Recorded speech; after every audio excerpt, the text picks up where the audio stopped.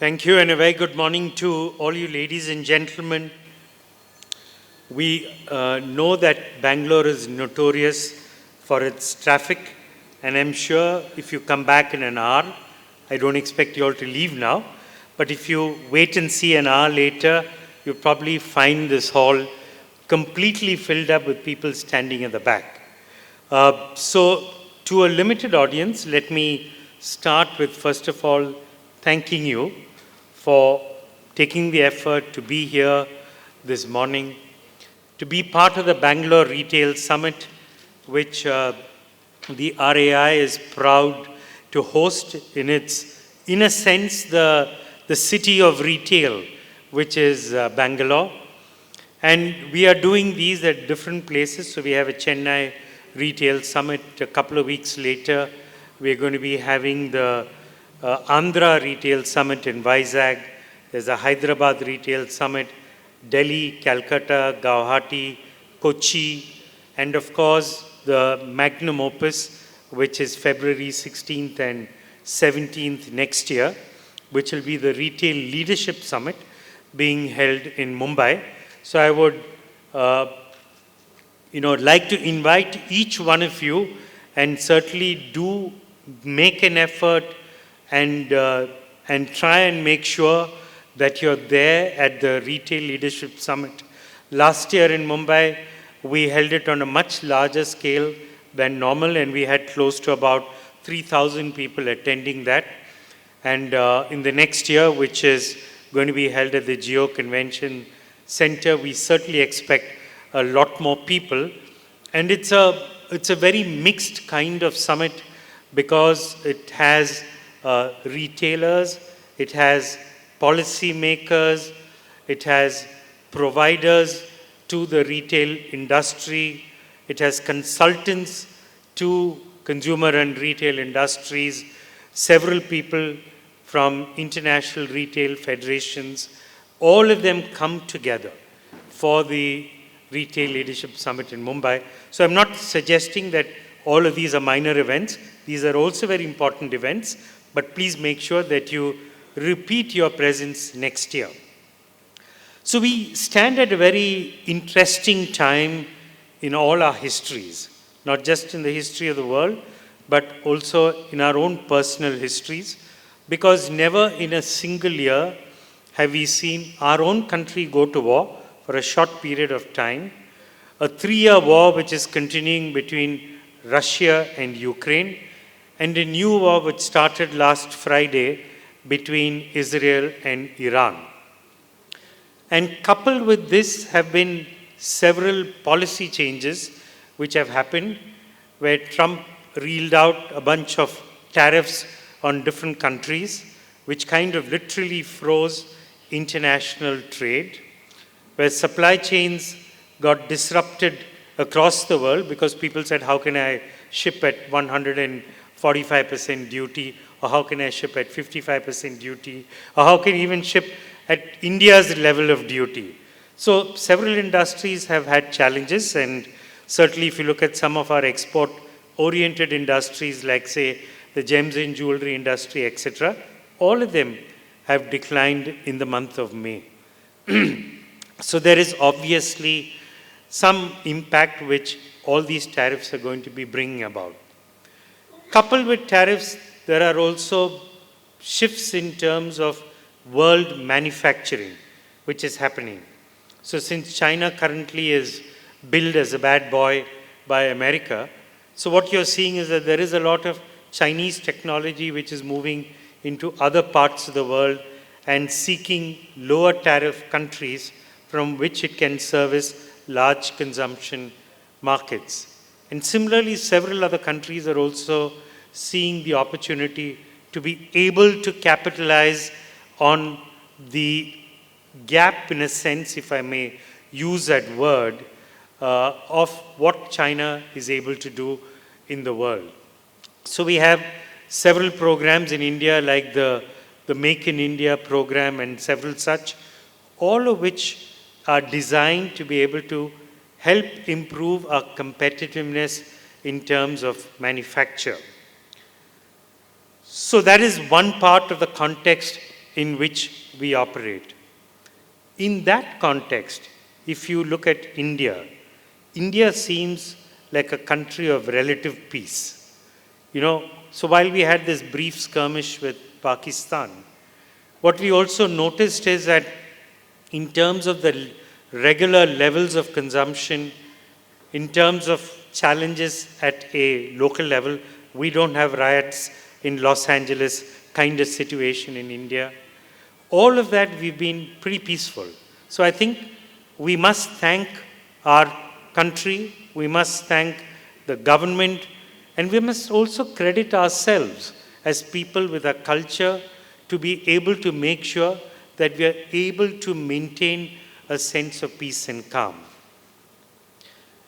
Now, when you come to think of our own business, which is retail, then how does this retail translate in terms of opportunity for us? So I was speaking to Mr. Mandoth earlier today, and he's in the electronics business. We have several people from the electronics trade. And when we look at each one of these categories, we are a land of opportunity.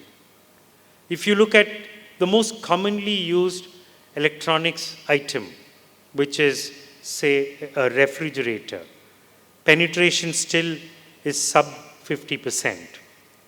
If you look at something which today is considered essential in any nuclear urban house, which is a washing machine, you will find that penetration is in the region of about 13 to 15%. And then when, of course, you look at several more things which are kitchens, when you look at, for example, dryers, when you look at dishwashers, all of these you will find that there are more people who need it than those who have it. Which means that we are sitting in a country where there is great opportunity in terms of being able to penetrate and get more people to come in to buy. So are there any factors which will positively influence these? Certainly. Because if you look at it, there are factors such as greater electrification.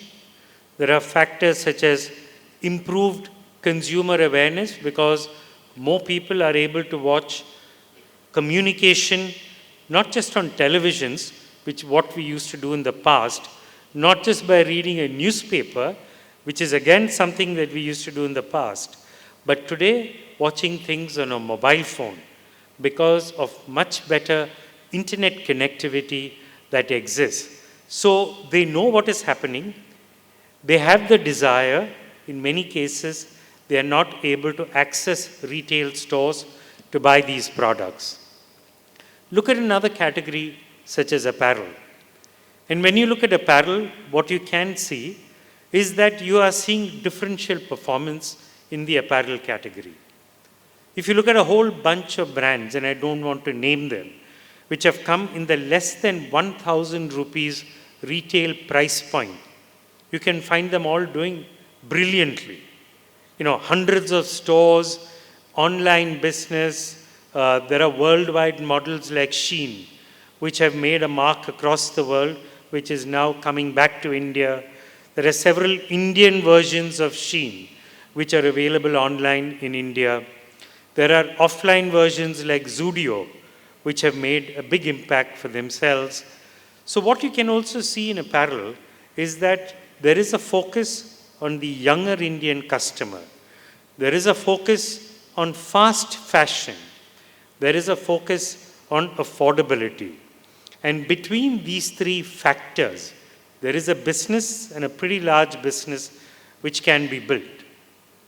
If you look at the premium space, which is luxury brands, maybe luxury by itself hasn't seen the kind of growth which brands in the price point of 3,000 to 8,000 rupees has actually shown in the apparel business. And which is because of the fact that there are more Indians who are actually earning higher amounts today than what they were 3 years back. There are more double income families. There is more aspiration. And when you look at how does that translate into other categories, you look at the real estate industry, and you look at the way real estate is today being consumed. And that consumption growth in real estate, if you look at registration numbers in Maharashtra, in Bangalore, of course there is a change in the structure. The smaller ones are kind of fading out, but the medium and the larger size players are certainly galloping in terms of growth. So, which is also an indication of the consumption potential of a country like ours. Something as basic as food, again we see that store brands are increasing. So if you're in the middle of the market, like a Unilever or a P&G or brands like those, what you are seeing is that your business is growing low single digits. But if you're looking at a category like, say, organic, if you're looking at niche categories, which many are exploring, say, for example, a category like nutrition bars, you can see a lot of activity happening. Similar is the condition also when you look at beauty.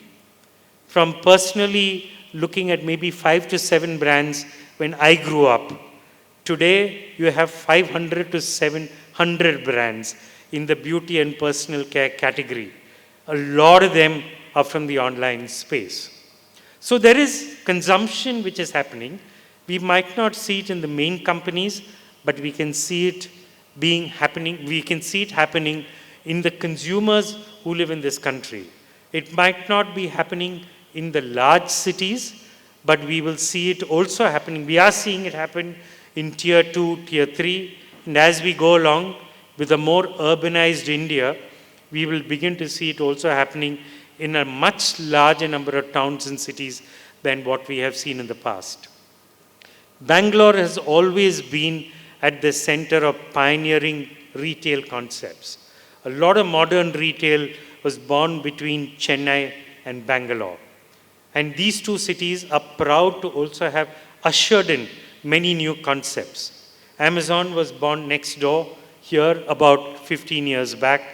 Flipkart was born 17 years back in this own city. And those two continue to be the two largest online retailers. Swiggy, which pioneered the door delivery of food, is today pioneering the door delivery of food products. And what you can see is that several new concepts like quick commerce have also come in. So is it going to remain structurally the same way that we have seen it over the years, where we continue to go to the neighborhood grocery store, where we might now be progressing to going to maybe a modern retail store? Certainly not. We must understand that we are three generations in this country. There is one generation, which I always say, which was born in the 1970s and before. There's another generation born between 1970 and 2000, and there is a less than 25-year-old which exists. And there are three different generations in sometimes a single household exhibiting different media habits.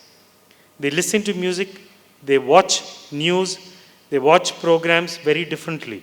Somebody on a phone, somebody on a television. Somebody reads a newspaper, somebody watches BuzzFeed for news.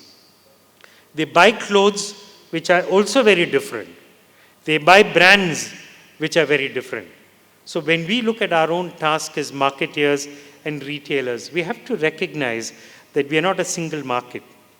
We are a market which comprises of several segments. We are not a national market. We are a regional market. We are a local market. If you look at a city like Mumbai, the buying habit in Matunga, Dadar is different from Juhu, is different from South Mumbai, is different from Navi Mumbai. Even if you look at a market like Bangalore, which all of you all will be familiar with, you will see that the way Jayanagar buys and Malleshwaram and Rajajinagar buys will be different from the way Shivajinagar buys or HSR layout or Whitefield buy. So hence the kind of way we create assortment of products and we build these assortments for our markets, the kind of way we design our marketing efforts for different kinds of customers have to be different. So all I'm saying in a very, very long speech is actually the fact that we are changing as a country. We are changing as an industry.